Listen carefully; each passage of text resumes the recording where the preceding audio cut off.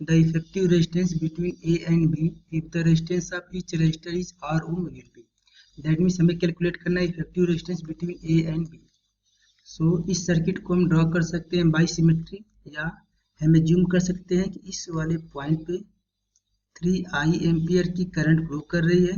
सो यहाँ पे करंट आएगी 3i ampere and 3i ampere की करंट यहाँ पे 3 पार्ट में डिवाइड हो जाएगी.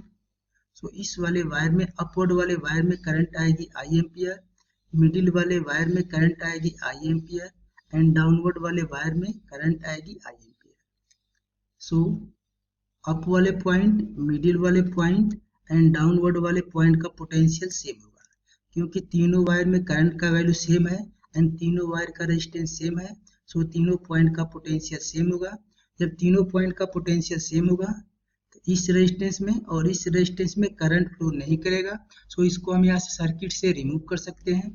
एंड जो i एम्पियर की करंट अप वाले वायर में आएगी वही करंट फ्लो करेगी अप वाले वायर में. जो i एम्पियर की करंट मिडिल वाले वायर में आ रही है वही करंट फ्लो करेगी मिडिल वाले वायर में. एंड जो i एम्पियर की करंट डाउनवर्ड वाले वायर में आ रही है वही i एम्पियर की करंट फ्लो करेगी डाउनवर्ड वाले वायर में. सो यहाँ पे टोटल करंट आएगी 3 एम्पियर. अब हम इसका नेक्स्ट सर्किट डायग्राम ड्रॉ कर सकते हैं. सो ये पॉइंट ए है. ए के बाद R ओम का रेजिस्टेंस कनेक्टेड है एंड ये दोनों R ओम एंड R ओम ये दोनों हो जाएंगे सीरीज में, ये दोनों हो जाएंगे सीरीज में एंड ये दोनों हो जाएंगे सीरीज में.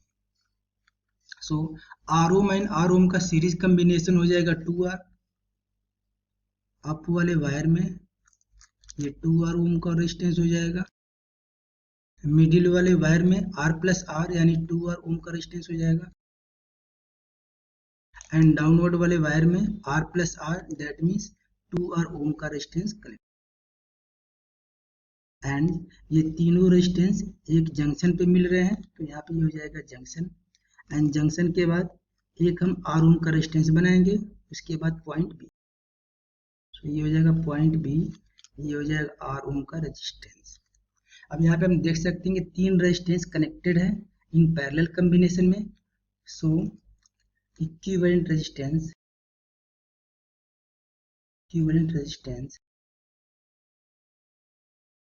पैरेलल कॉम्बिनेशन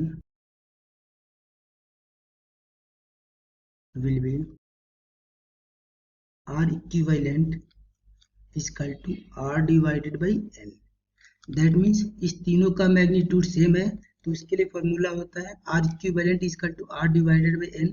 सो यहाँ पे R का वैल्यू है 2R एंड 2R ओम का रेजिस्टेंस 3 टाइम कनेक्टेड है तो 2R डिवाइडेड बाई 3 ओम हो जाएगा. सो अब इसका नेक्स्ट सर्किट डायग्राम ड्रॉ करेंगे.